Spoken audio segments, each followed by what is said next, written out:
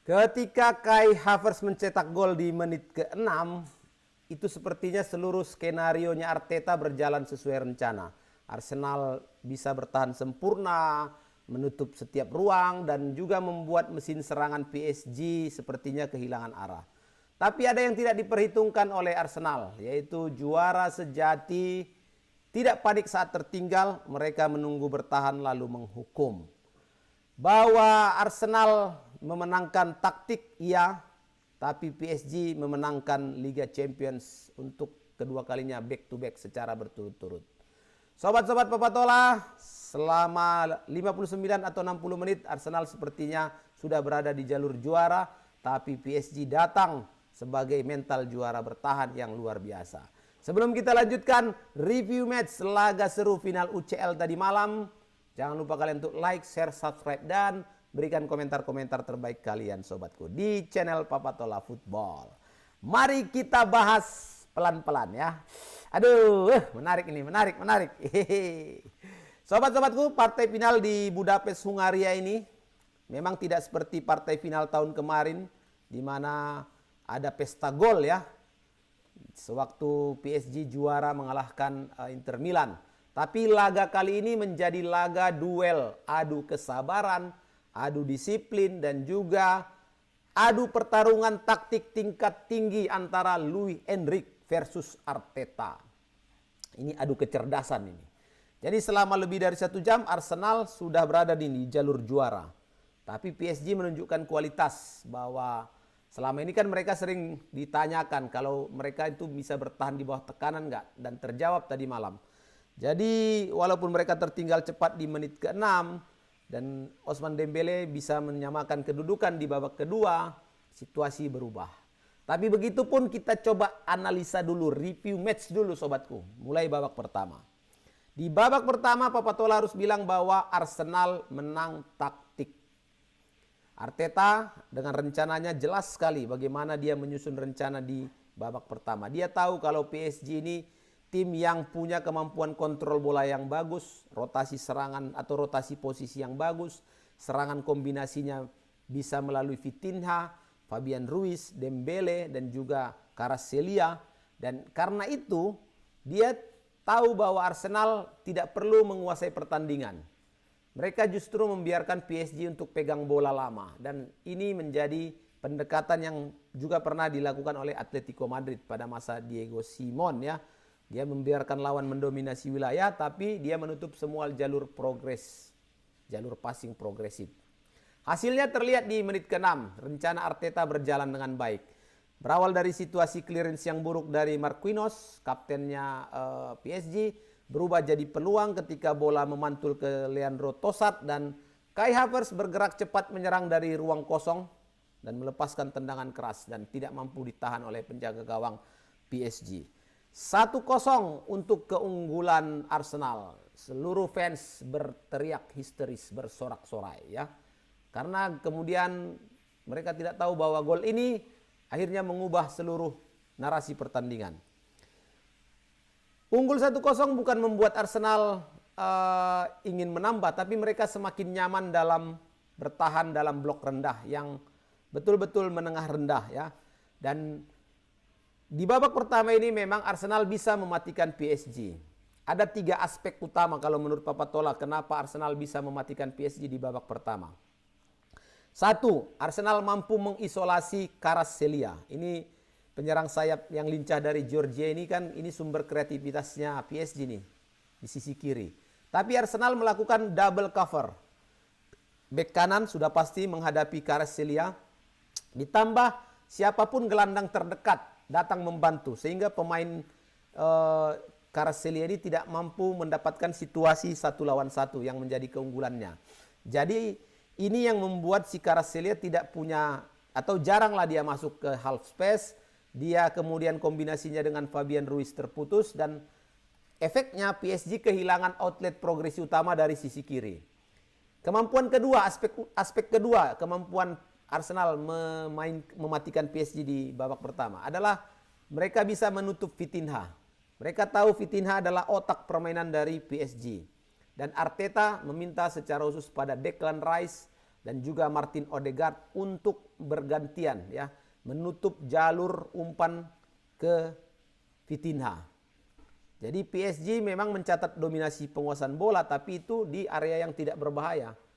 Dan kemudian aspek ketiga, Arsenal menang duel fisik. Gabriel, Mosquera, dan juga si Saliba ini memainkan pertandingan yang sangat agresif. Mereka berani keluar dari garis pertahanan untuk menghentikan Dembele dan juga PSG sebelum Dembele balik badan. PSG menguasai bola, tapi Arsenal menguasai ruang. Dan dalam sepak bola modern, seringkali sebetulnya tim yang unggul itu adalah, atau yang lebih penting itu menguasai ruang ya daripada menguasai bola. Dan situasi ini akhirnya berhasil dipantau dengan baik atau dianalisa dengan baik oleh Luis Enrique, dan dia dipaksa untuk mengubah pendekatan. Sejak tertinggal, Luis Enrique menghadapi situasi yang jarang dialami PSG, karena biasanya PSG yang unggul. Ya, unggul duluan. Jadi mereka harus menyerang tim yang memang ingin bertahan ini. Jadi ini menjadi tantangan terberat ya yang mungkin terjadi, dan akhirnya terjadi bagi Enrique untuk menghadapi tim yang unggul duluan, lawan yang unggul duluan, dan lawannya ingin bertahan. Dan ini tentu saja harus adu kesabaran. Build up pendek dari belakang tetap mereka mainkan, penguasaan bola yang tinggi tetap mereka jaga, pressing agresif ketika PSG kehilangan bola tetap mereka mainkan. Tapi terbentur dengan disiplinnya Arsenal. Dembele sampai turun ya, beberapa kali turun ke dalam untuk mencari bola. Fabian Ruiz tidak mampu mengatur ritme seperti biasanya, dan PSG memang menguasai wilayah pertandingan tapi gagal menciptakan peluang bersih. Sampai kemudian PSG akhirnya mendapatkan momentum di menit ke-65 ya. Ada situasi yang membuat semua berubah. Pada saat Christian Mosquera dia melakukan pelanggaran terhadap Kvaratskhelia di kotak penalti. Jadi ini sebenarnya situasi ini menggambarkan juga adanya frustasi juga bagi Arsenal, karena 1 jam lebih loh mereka harus bertahan. Capek bermain bola itu dengan bertahan, hanya bergerak menutup ruang itu capek itu. Dan tidak nyaman secara mental. Dan tekanan-tekanan yang diberikan oleh PSG ini meningkat, dan akhirnya terjadilah penalti tadi. Dembele maju sebagai eksekutor dan berhasil menyamakan kedudukan. Tapi setelah imbang 1-1, Papatola melihat ada kesalahan strategis Arsenal. Mereka kehilangan identitas yang ada di babak pertama. Arteta memasukkan Jurien Timber dan juga Victor Gyökeres. Dari sini sudah kelihatan niatnya adalah Arsenal untuk menyerang. Wajar juga ya, karena memang harus menambah gol untuk meraih kemenangan. Tapi efeknya, konsekuensinya ketika ini masuk, ruang di lini belakangnya Arsenal mulai terbuka. Dan inilah sebenarnya yang ingin dan disukai oleh PSG. Akibatnya PSG mulai menemukan ruang. Kvaratskhelia akhirnya lebih bebas. Dia mendapatkan ruang transisi yang sebelumnya tidak pernah ada di babak pertama. Dan kemudian dia juga punya dapat peluang itu, tendangannya jadi membentur luar tiang gawang Arsenal. Vitinha dengan adanya ruang yang dibuka oleh Arsenal tadi, ini dia mulai menemukan kontrol permainan. Dan Vitinha mulai menemukan jalur umpan vertikalnya. Dan juga PSG punya senjata namanya Barcola ya. Bradley Barcola masuk 7 menit sebelum waktu normal berakhir. Dan kecepatan serta direct runningnya Barcola ini membuat pertahanan Arsenal harus terus mundur. Dan duel pelatih Arteta Luis Enrique benar-benar duel taktik ya. Secara taktik Arteta sebenarnya hampir memenangkan final ini, karena rencana awal kerjanya berhasil dengan sempurna selama lebih dari 1 jam.